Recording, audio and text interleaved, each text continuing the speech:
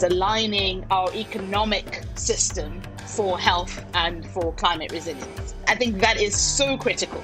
And that economic system goes from what we're doing now, say at the level of the city, at the national, at the regional level. It goes from public to private.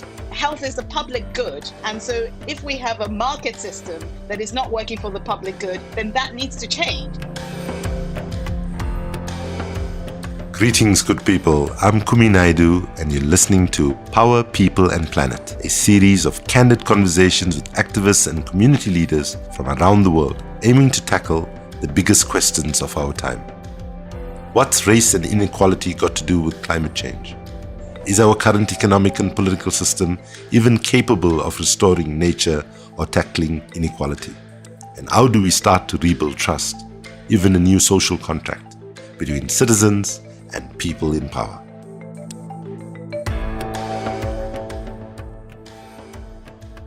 Today, we are joined by Tolullah Oni, a public health physician and urban epidemiologist. Tolullah grew up in Lagos, Nigeria, and today is a clinical senior research associate with the University of Cambridge, as well as an honorary associate professor at the University of Cape Town. Her research and her work focus on understanding the health transition, owning in particularly on the connections between cities, health, and inequality. As COVID-19 continues to rage around the world, today's episode is about human health and how it connects to nature as well as inequality. So Tolullah, it's such a pleasure to have you with us today. You have an amazing story to tell, growing up in Lagos and then forging a career as an urban epidemiologist. Can you briefly tell us what motivated you to pursue this line of inquiry of human health? But before we go there, is it true that you sort of knew what you wanted to do when you were like 7 years old, when you saw a documentary and figured out that you want to be a cardiologist and an epidemiologist? Firstly, Kumi, thanks so much for the invitation. It's really, I look forward to this conversation. And yes, you've clearly done your homework on this. And I indeed, it's not what I ended up doing, but I do remember, I'm not sure why, watching open heart surgery on a kid and some documentary. It must have been about 6, 7, 8, and thinking, that is amazing. Like, that's what the body looks like on the inside. And we can actually, from the outside do something to make people better. And obviously being a kid at that point and being operated as a kid, I thought, that's what I want to do. so that's kind of where the seed was sown, if you like. Well, all I can say is that when I was that age, had I seen something like that, I would have run in the other direction. So, Tolullah, just let's talk about you a little bit. When I think about you, the three things that stand out, it's progressive public health, youth empowerment, and a commitment to the African continent. Can you just tell us a little bit about yourself, what makes you tick, and what perhaps is, what's driving you at the moment? What are the issues that maybe keep you up at night or get you up early in the morning? Or both. Both. Kumi, it's a really interesting question.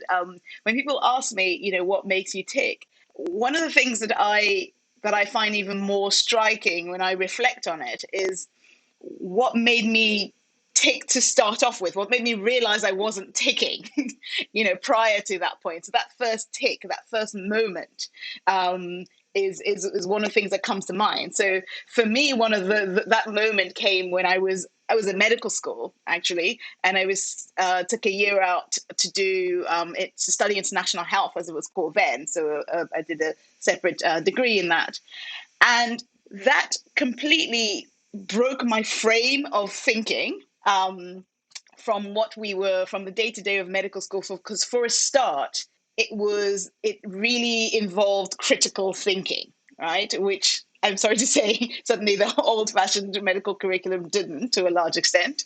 And secondly, well, most academic curriculums don't, unfortunately. Right, which is a bit of a paradox.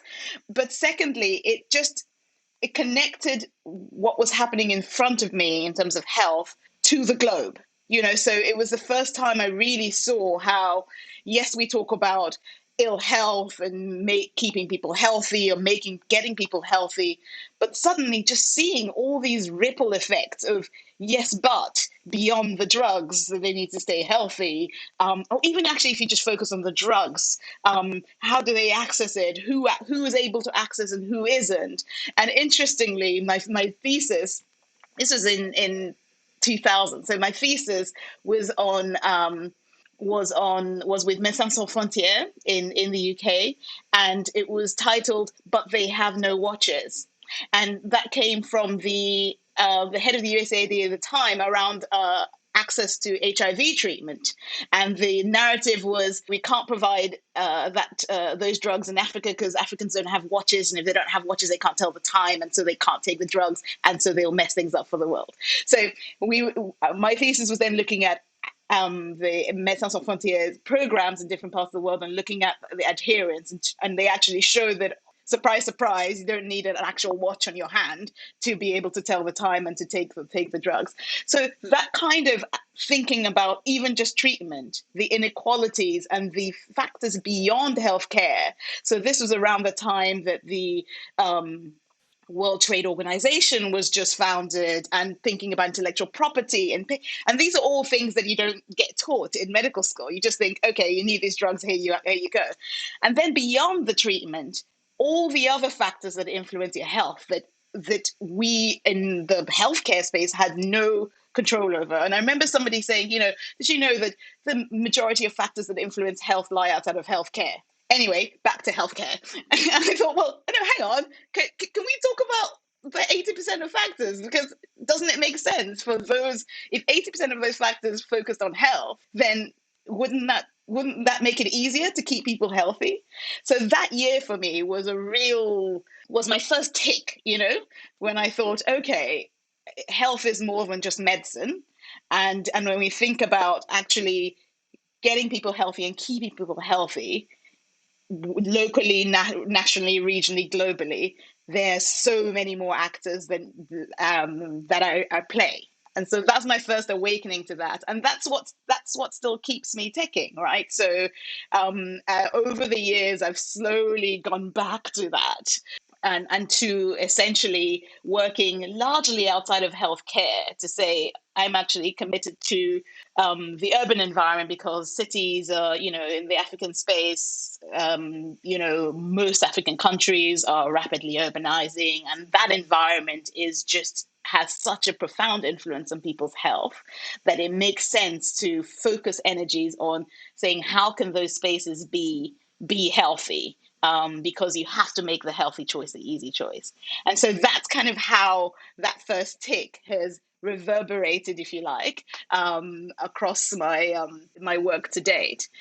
The question about what keeps me up, or what gets me up early in the morning, is it's missed opportunity. I feel it so strongly, I sometimes can't express it. Just the missed opportunity, both in terms of our young population as an African region, and in terms of the opportunities to do things differently. So we don't have cities that have been this way for 400 years, right? We're changing and we're growing, and we decide what it doesn't make sense to say, okay, we're going to go towards want to be Dubai or want to be New York, and then we'll start walking backwards and all the things that don't work for health or for the environment. That missed opportunity to reimagine, or actually to imagine a different way is, And I suppose partly one remembers one of the greatest books to come out of Africa, Decolonizing the African Mind, because in a way that's part of, we were, after colonialism, we're left with the infrastructure and so on, which set the norm. So it's a little bit of how do you deal with what was left there, but try and recover some that was lost and that which is needed in the contemporary. But I think one of the things that's also important is, in this moment, we really need to look at ancient wisdom, even from a health perspective. And I mean, if you go to Hippocrates, when he said, let food be thy medicine and medicine be thy food, right? So, even when we think about ancient wisdom and how our health has become so commercialized, for example, and some of the sort of more accessible, more cheaper, more usable sort of remedies which our ancestors and our grandparents and all. I can remember, my grandmother almost, which generally meant I had an overdose of turmeric in one way or the other, right? But lots of traditional solutions and all have been gone, and in that sense, I've been dealing with some health issues, and when it's in the cardiac area, it's always pills, medicine, and I stumbled on this wisdom from Hippocrates where he said, "Let food be thy medicine and medicine be thy food." And in that sense, what you're saying is that the health system intersects with, food, with sport, with air quality, and so on. And in a sense, you being also just a brilliant feminist because because feminism gave us this knowledge of intersectionality decades ago, and we have ignored it at our own peril. So thank you for bringing that intersectional sort of take into the conversation early on. But let me move a little bit now to COVID-19. Is often again billed as a health crisis, right? Something to be tackled by ministers of health. But really, it feels much bigger than that, right? And it feels much more of a system-wide crisis, right? So for you, from a health perspective, what has it exposed in terms of connections between the different issues in the current moment? And if you can just try to help us understand, what does this mean for real lives and real communities? So much to say on this, Kumi. Go for it. I used to, before the pandemic, as I mentioned, I spend a lot of time with food people, with urban planners, with architects, and with energy people, with engineers, because that's where health is being made. And I spend, and I still do, but spent a lot of time convincing people that what they do, that they were health professionals. I joked once I was talking at an architects conference that I should make a badge to give these things to say, I'm a health professional, ask me how. Because I said, well, I happen to be a healthcare professional as well as a health professional. But actually, I think the architects are health professionals, the engineers are health professionals, because what they do matter more for health and maintaining health than the healthcare professionals. So that was where a lot of my conversation started before. Then the pandemic hit. And actually, it became very obvious very quickly that health was everybody's business. Can you imagine a scenario where businesses were said, "Oh well, oh no, we're not in the healthcare space, so this pandemic has got nothing to do with us. We're just going about not in pharmaceutical industry, so this pandemic has got nothing to do with me." Or so that didn't happen. In the acute phase, you had car manufacturers being diverted to manufacture ventilators. You had, the ministries of finance are the ones thinking about social welfare and making financial relief for people. It was suddenly, without thinking about it, it felt natural, right? It didn't feel like it should be, oh, the Ministry of Health and the pharmaceutical and healthcare people can deal with this whilst we go about our business. And the point is that feeling of that natural feeling actually permeates beyond the pandemic. So I took that opportunity. So I mean, it was just and it still is such a devastating emergency that is started off as a disease, but quickly became a cross societal issue, because obviously it highlighted the health inequalities and as a result, the determinants of health inequalities. So the inequalities with respect to jobs, with respect to housing, with respect to the environment, with respect to your ability to socially distance, to your ability to be physically active in a safe way, your ability to isolate from your household if you are sick, your ability to not go to work, not go out, all of these things were not distributed equally. And at the start of the pandemic, the rhetoric was, we're all in this together. This is a global thing. But it quickly became apparent, unsurprisingly for people working in inequalities, that we are not all in. We might be in the same storm, but we're not in the same boat. Some people are in, luxury cruise liners, and some people are in dugout canoes. And so it's not. I was talking to a friend of mine very early on in the pandemic, she's an infectious diseases specialist, and so obviously very busy at this time, and she was working in a part of London in her hospital where there is huge diversity, so huge ethnic diversity, primarily South Asian diversity. Prior to the pandemic, there was conversations of shutting down the emergency department of that hospital. So Oh, yeah, so it wasn't surprising to her, obviously, that and we see cases of like tuberculosis in London. London is medium level. It's not a low level. Some parts of London in terms of TB, but everyone else's day to day think, oh, TB, that was a thing of the past. Like, well, not in some parts of London, and this is something that is treatable, where you have free access to help, to the treatment, etc. So all of that inequality was very quickly exposed.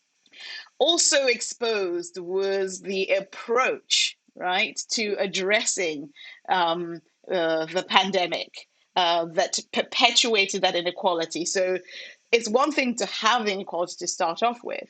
It's another thing to not recognize and tailor your response to that inequality. and I think what we saw was a very, what I thought was an interesting, for the first time, appreciation of health workers, and not only top end health workers, but all health workers, including people who work in the health system and play critically important administrative roles without which the whole system collapse. And then the other thing I was struck by was essential workers, this term essential workers. Suddenly, we were told by the very governments that demean, disrespect, ensure that these people are underpaid. Suddenly they say, oh, these are the essential workers. Everybody else stay at home. Yeah, right. And these are the people who are not on unionized jobs. They are people who work in our local stores, who are bringing food, cleaning our streets, and so on. And I hope, if there's one thing that comes out of this moment, is a kind of re-evaluation of what is essential, right? Because you see, you might have heard me say this, but I wrote an article some time ago called, a year ago, when the pandemic sort of started, called COVID is horrific, but affluenza is the worst disease that humanity is facing, right? And by that, I'm meaning this pathological belief that a good, decent, meaningful life comes from more and more and more material acquisitions and so on. So I want to use that as a bit of a transition here to say, well, okay, all of this is happening, right, Tolullah? And how does this change the relationship? Or how in the last years the relationship between people and the governments or citizens and the state changed? Do you have a sense that people are feeling more or less trusting of people in power? And why is the trust important, when it comes to public health or public policy generally? I'll respond to that. I just want to mention one thing when you talked about that realization that we have these essential workers and what that means going forwards. I want to tie that into what it means to do better afterwards, right? So when we talk about building back better, what does that mean? Because there's a dissonance, and this relates to trust. There is a dissonance between what we profess to be of value and what we actually value and what we incentivize as value. And that disconnect breeds distrust. One of the interesting things going into the pandemic was that it very quickly into the pandemic, it became clear that the rankings of countries by, we have these global health security index rankings, which were supposed to tell us which countries were most prepared for an epidemic, a pandemic of that sort, were most robust, most resilient. And to say that that ranking was inaccurate is is an understatement. Putting it mildly. In fact, there was an almost perfect, at least certainly in the initial phase of the pandemic, an almost perfect correlation. An inverse reality. Just a reverse reality. And part of the reason, and people have been doing work looking at, well, what does it mean? What was excluded? What should have been included in that index? And there were key things around trust in the government and participation of the citizenship in decision making that was not included, and that was taken for granted. And if you look at the countries that and a sense of social cohesion, which is these things are all tied together. And if you look at the countries that fared well, certainly in initial phases of reacting, there were countries where you had a greater trust in the government, where you had greater social cohesion, and where you had greater engagement and participation of communities in decision making processes and in responses and tailoring of responses to mitigate the impacts of the pandemic. So I think that is very striking and says it all. It is. I have this related to trust. I struggle with this issue. Most recently in the context of vaccination uptake in the UK, which is what I've been focused on, because I've been engaging a lot with that notion, because we see in terms of vaccination uptake differences in Black and Brown healthcare workers, and right through to across all the different age groups, with lower uptake in those ethnic minority groups. And so we've been having conversation as to why that is, what can be done about it, as well as having community engagement with religious organizations and community organizations and local councils, just to have a conversation, just to say, what are the issues? And one of the key things, and this comes from my earlier point about that participation, because one of the things that came through very early on is that people were very quick to say, oh, ethnic minorities, oh, there's hesitancy. It's an education thing, it's a culture thing, and as a dismissive thing. Whereas my experience, anecdotal as it may be, was that actually people had questions that needed answering. Legitimate questions. Very legitimate questions that are based on their individual experiences, their collective experiences, historically and in contemporary times, that needed answering, right? And they needed answering and by people who they trust, and whoever that is, right? And the danger with alienating and stigmatizing people is saying, oh, well, if only they were better educated, or is there, if they go to traditional, that sort of stigmatizing, is that you further alienate. Whereas actually what we're seeing is that, yes, it's slower, but you're actually seeing that creeping up. Because when you make a concerted effort to recognize that people have legitimate concerns Absolutely. that need to be addressed, and also, but beyond this, my main, so I did this Insta Live event with an influencer. And so he had lots of his followers ask questions, pose questions, we had this conversation.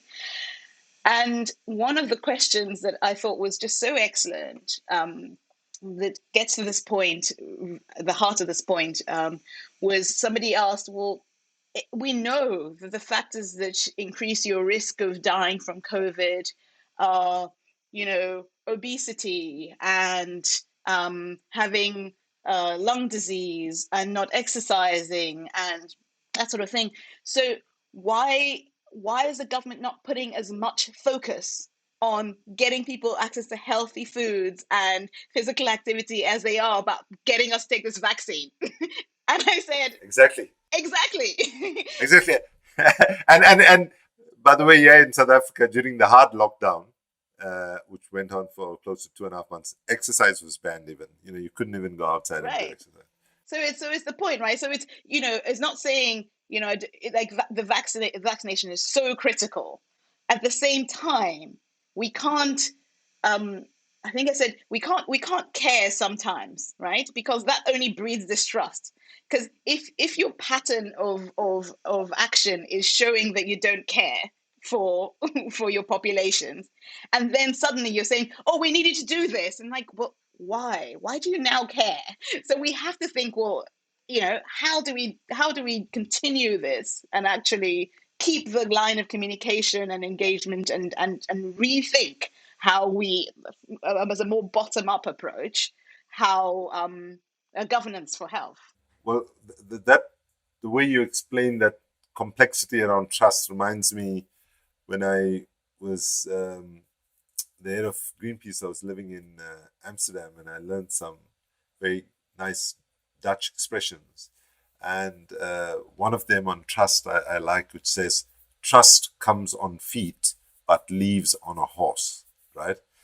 Which which I think is very powerful, because I think we sometimes underestimate how hard and how Mm-hmm. long it Mm-hmm. takes to build trust. Mm-hmm. And when governments are inconsistent in their messaging, for example, as we've seen the UK government and many other governments, especially the US government under Trump on the pandemic, it creates a tremendous amount of confusion and so on. So when we think about uh, it at a much macro level, let's say, right?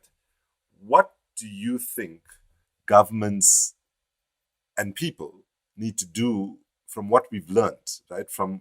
Because basically the way I say it, especially I speak to younger people, I say, there's been so much of loss of human life as a result of COVID alone, let alone the ongoing Mm. lives that we lose from malaria, tuberculosis, HIV/AIDS, which are all preventable diseases to a Mm-hmm. large extent today, but we still lose millions of people. And I always say, if those lives were being lost in Europe or North America, we would long since fix the question of tuberculosis, malaria, and HIV/AIDS.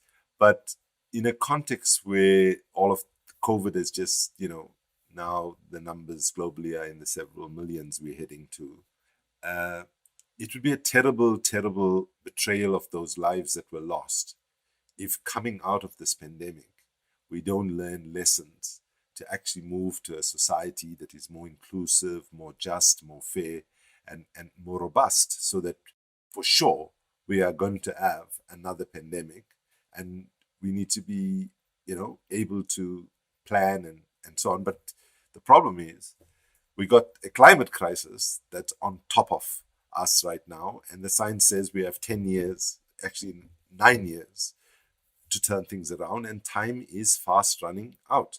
So within that context, there is a critical need, I think, for us to recognize that the social contract between governments and people is largely broken in many, many societies around the world, and I would say in a majority of societies around the world today. Governments are able to maintain power through spreading lies and disinformation, as President Trump did and continues to do. And not that to be fair to him, he's not the only one. Less obnoxious politicians also do the same. And in that context, we need to imagine, I think, what could a new social contract between our leaders and people be. So if I was going to propose to you two challenging questions, right? If tomorrow you went to bed and had a dream and Guterres, the UN Secretary General, came into your dream and said, Tolullah, you must write the specific clause on health, right, in a new social context, meaning what should be the commitments of governments, right, to their citizens in terms of health.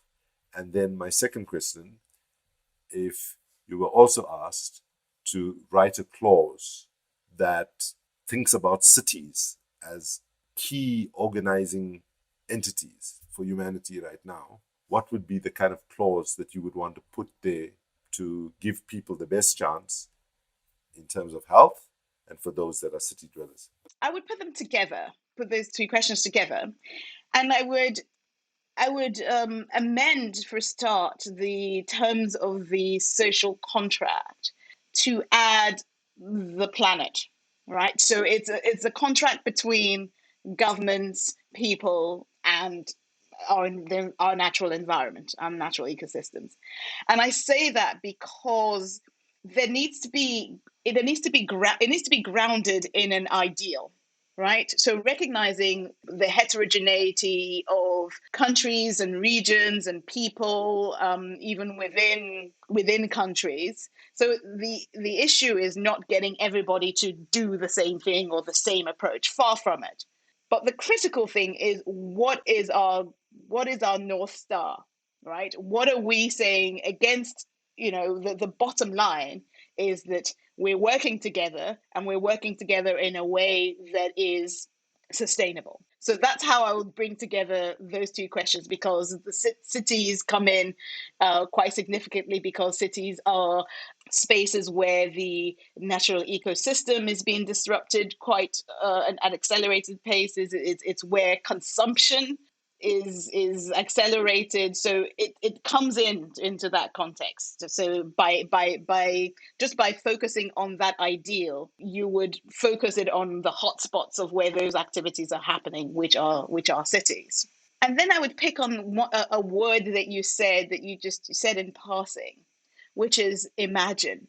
I have been really struck by how, even in conversations with different people, even in people who are trying to do things better, right? Who are in philanthropy, and who are trying to make the world better. I'm struck by the lack of imagination. I agree with you on philanthropy. I'm waiting to hear your other examples. But on philanthropy, about more than 10 years ago, I wrote a piece called Philanthropy or Philanthropy, right? Where basically I was saying that philanthropy was deluding themselves about the impact they were having, and it was self-serving and so on. And I'm encouraged, though, just to say, if you were to look at an example, right, of how the COVID moment has had an impact, right? Yeah. So, like, for example, in the United States, there's been a really great, small, provocative sort of think tank called PRI, Philanthropic Initiative for Racial Equity, which was trying to push foundations in the US to address the issues of structural racism in society, but also within their own institutions.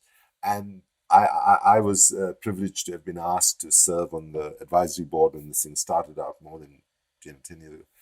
Today, there are about, and that was the only entity that was pushing this agenda there. Today, there are 300 sort of foundations and about 1,000 people that are working on the issue of structural racism. So when I look at the moment, there's possibility. Absolutely.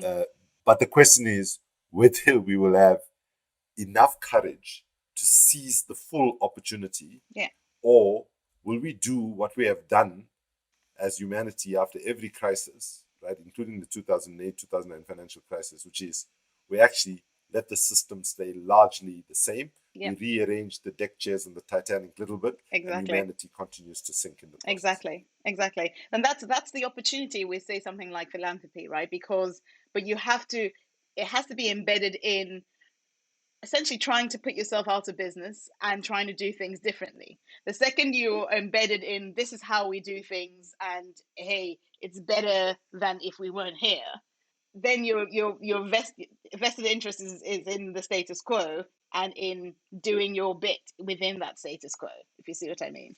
So the point I was going to make, the additional point I was going to make is that where I have seen the most around the pandemic, where I've seen the most social imagination awakenings has been at the community level, where you see, as a response to the pandemic or the control measures. So things like in Lagos, the Market Women's Association of the one of the largest indoor or wet markets, if you like fresh foods markets that it was normally in one space. Because of the lockdown, they got together and they decentralized, and they used WhatsApp to to identify so that people could put in orders, brought it closer to neighborhoods. This is a really old market. So you see these kinds of adaptations, right? You see neighborhoods, even in Cape Town, another example of community action networks, where neighborhoods got together to identify and to reimagine and say, okay, we need to do things differently now. The key question then is, how can you make create the supportive environment that allows that reimagination to continue? Because when things go back to normal, it becomes harder to do things differently. Yeah, no, in fact, this issue about normal, I during during the early days of the pandemic, I actually wrote a poem, which I think I'll read at the end of the podcast, which was called uh, "We're all desperate to get back to normal, but should we?" Mm-hmm. Right? And I think that there's a wisdom, from Martin Luther King that I have found very persuasive when he was speaking in the mid-60s. Said, "My friends, as I come to the end of my speech, I want to note that in the field of modern child psychology, there's a very dominant term called maladjusted. Now, we all want to live a well-adjusted life and not suffer from schizophrenia or other mental illnesses. But my friends, I say to you, there are certain things in our world that are so just and immoral that good, decent people should refuse to be well-adjusted." Then he goes on to say, "I never intend to adjust myself to religious bigotry, racial discrimination, and on the economy, importantly," he said, "I never intend to adjust myself to economic conditions that will take necessities from the many to give luxuries to the few when millions of God's children are smothering in an airtight cage of poverty in an affluent society." Unquote. So I think that this moment we're in is terrifying at multiple levels, right? Especially when you add the climate crisis, the rise of, fascism, nationalism, all of that. It does put a burden on us to think about how do we reconstruct a new society post the pandemic. So, for example, I don't know how you feel about this phrase "build back better," right? Because everybody says "build back better," and who can disagree with that? But "build back better" could be like build back just slightly better, keep the system in place exactly as it is. And, I keep trying to remind ourselves that, what happened during the global financial crisis and the response of power immediately afterwards was all about system protection, system recovery, system maintenance. What we needed then and what we need now is what you say, imagination, right? We need system innovation, system redesign, and system transformation. And I do feel that if we don't do that in the way that you answered your first question, in a very interconnected, intersectional way, understanding how health intersects with education, how education intersects with employment, and so on, and fundamentally recognizing that all of this needs to happen on a planet that the scientists tell us we've got 9 years to make major systemic changes with our energy system, our food system, and so on, if we are to avert catastrophic climate change. How does that resonate with you? My biggest challenge with that word, and with that phrase rather, "build back better," to add to what you're saying, is also for who, right? So there's the what, there's the who, there's the how, and the why. there's all these things, and that's why when the question around the nature of the social contract, I mentioned the planet and the environment, right? Because we have to be saying, can we all agree now that the economy and health are not two different things? You are the economy, I'm the economy. If you take out people, once people stop existing, if half of the world was sick, there is no economy, right? So these are Absolutely. not, As we've seen, as we've as we've seen. seen, so they're not two different things. So if we say, let's focus our efforts on health and climate, and recognizing that health and climate are also interlinked. So there was recent there's actually Fundamentally interlinked. yeah there was a recent paper that's just been published that looked at modeling different types of interventions to reduce the CO2 emissions and the global warming processes and climate change. And the modeling showed that if you integrated health as a central part of climate change mitigation, we achieved more quicker. Absolutely. Even in terms of thinking about water security, food security, what kind of food, and so on. And thankfully, though, thankfully, on any of the problems that we face, and there is some community or several communities somewhere on the planet that's actually making things work against the odds. So to those who say that there's no alternatives and so on, we need to push back, and we need to also pick up new thinking, because we, I tend to quote Einstein a bit too often these days. But when he said the definition of insanity is doing the same thing over and over again, expecting to get different results. Yeah. We have to break out of that. And in that context, I thought I'd love to get your thoughts on, how should activists, young people, push their governments for more effective, robust public institutions to work for peace and stability, for inclusive, thriving economies, and so on. What are your sort of sense from where you're sitting? Of what would your advice be if you were put in front, especially young people? What would you advise them today? So I think it's important to recognize that there are two approaches that need to be happening simultaneously. The first, we often default to at the expense of the other, which is being robust enough to ride out these kind of emergencies, because there will be more health emergencies, societal disruptions to come. Just that's the bed that we've laid for decades. So that's coming, and that's often what people talk about when we talk about resilience. What is often neglected is recognizing that the bed that we lay today, sets out that future for tomorrow, right? So the choices and the decisions that are being made today determine the preventable emergencies of tomorrow. So I love the term preventable surprises, because it captures the fact that not all surprises are inevitable, right? So we can't entirely be focused on reacting to them, right? Because some people have to be fighting that fire, and some people have to be saying, well, how do we actually not have fires? Because that is not there's nothing inevitable about that. So I think that's the one really strong message. Part of the reason that gets lost is because that is a long game, right? Because particularly both with health, so if you look at the food, the connections between our food environment and our health. If you look at the connection between our air environment and our health, that is disconnected, at least in time. So air pollution, you breathe in dirty air for a while before you get sick, right? So it doesn't have a 5-day incubation period, right? And similarly, you develop a whole part of the city with junk food and inaccessible healthy food, and then 10 years later you see that the population health is declining. So it's very difficult to show, like, I often use the example of the COVID.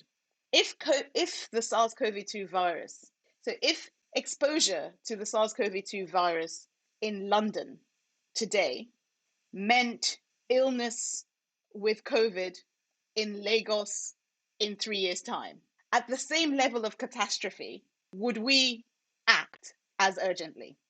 And that is an analogy for climate change as a good analogy for non-communicable diseases that are increasing and are really driving premature mortality. Because the problem is we don't see, it's not like an infectious disease where people are exposed and a week later you see people getting ill and another week later you see hospitalizations going up and you think we have to do something, we have to act now.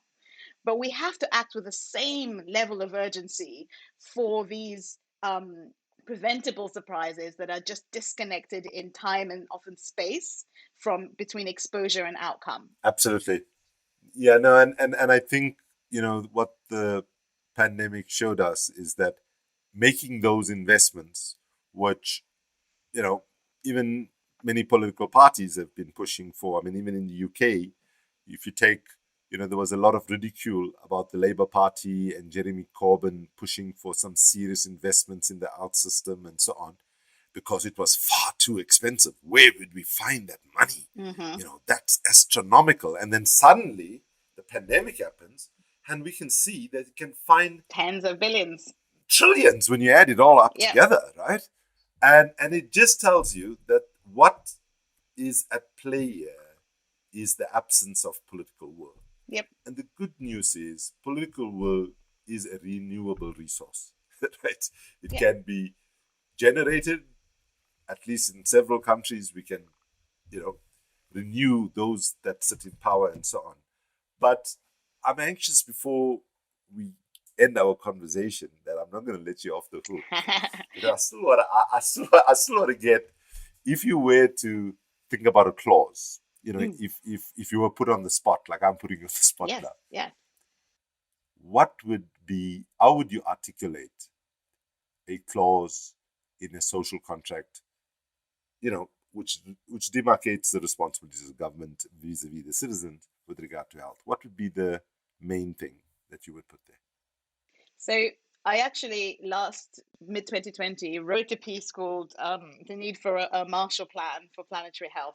And a key part of this was setting out some of the conversations that we've just talked about in terms of what the issues are and what would need to be to be done. And I think the first thing is recognizing that those shocks and stressors are preventable, right? Aligning, and then it's aligning our economic system for health and for climate resilience. And that, Perfect. I think that is so critical.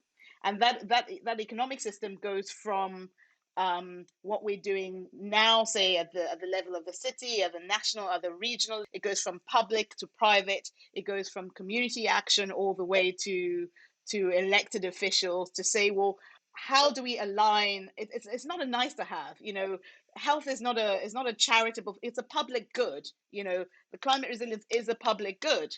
And so if we have a market system that is not working for the public good, then that needs to change. We can't leave it up to the market to sort out access to good food environment, to good clean air. There have to be incentives, and incentives both ways. So carrots and sticks that align economic action for that goal. And I think that is, and I keep coming back to that vision because it's often unclear to me what, there's some of the cities that I've engaged in. It's like, yes, but what are you about? Like, to what end is any of your work, right?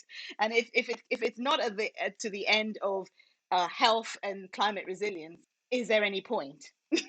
Right? Because this is the existential threat that we face, that is a vicious cycle that we can actually make virtuous. So that is, I think, my key thing would be rethinking the economic system, and that also goes down to the work that people do, rethinking the notion of work, right? And so because I think a lot of the activities in sustainability or in preserving health, we almost defer to charitable, or volunteer types. We don't value that. It's not part of the economy. It's just people who are do-gooders volunteer or give money to help with. It's like, no, actually, this should be a central part of our economy. In the context of unemployment rising, we should be rethinking a workforce and rethinking employment opportunities that are centered around creating health and creating climate resilience, because there's a huge amount of opportunity there that we're not taking on. If you look at some of the